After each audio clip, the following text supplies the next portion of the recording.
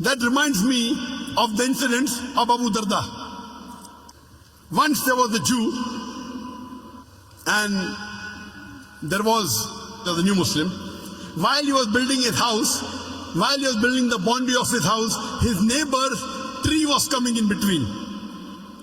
So he could not build the boundary. So the Prophet told the neighbor that, give this tree to him, I will give you a tree in Jannah. He said no. He refused.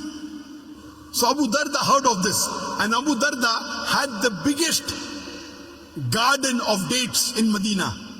The biggest and the best garden of dates in Medina. When he heard this, he went to the Prophet and told him that if I am able to get that tree, will I get that tree in Jannah? The Prophet said yes. Getting a tree in Jannah means Abu Darda will also go to Jannah. So Abu Darda goes to that man. He said, do you know who I am? He said, no. He said, I am Abu Darda. Ah, of course I know you. You have the best and the biggest gardens of dates in Medina. He tells that person, if you give this tree to me, I will give you in exchange my complete garden. The man was shocked. Is he crazy? For my one tree, the complete garden, the biggest in Medina. He willingly agrees. Abu Darda comes back to the farm and tells his wife, today I have struck a very good deal. What is it? He said, I sold my complete garden for a tree in Jannah. And his wife replies, what an excellent deal have you struck. Today a wife will say, you're a fool. You should have given 10% of the garden. Why did you give full? Someone will say, you're a fool. Why did you give a full garden? You should have given half. But Abu Darda's wife says, what a good deal you have done. You have sold the full garden for a tree in Jannah. And after that, Abu Darda and his wife lived in poverty till they died.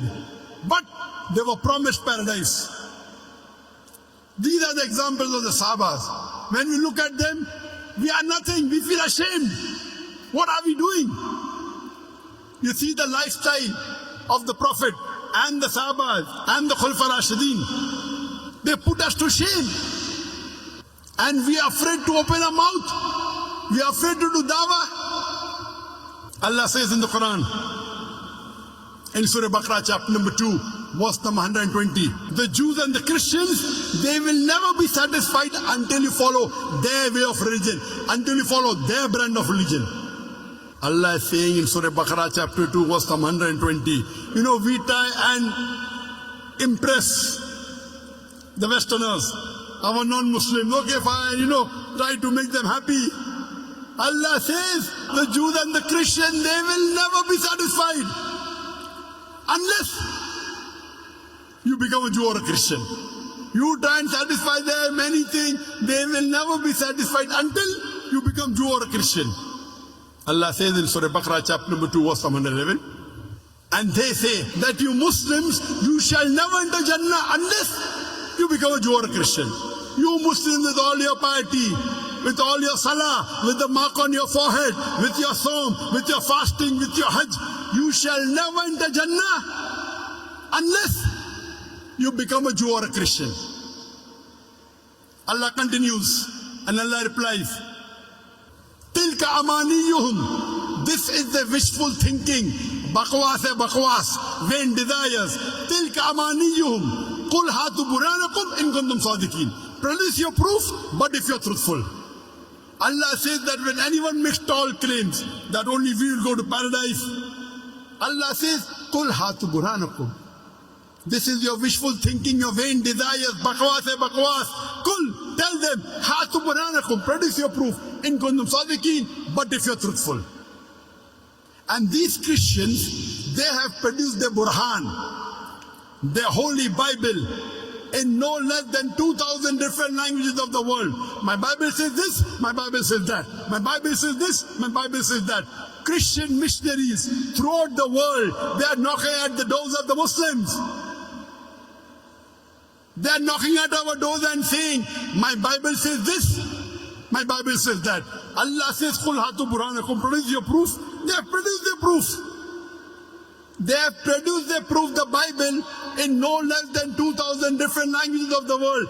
And they go on knocking at the doors of the Muslims. My Bible says this, my Bible says that. My Bible says this, my Bible says that. What do we have to do?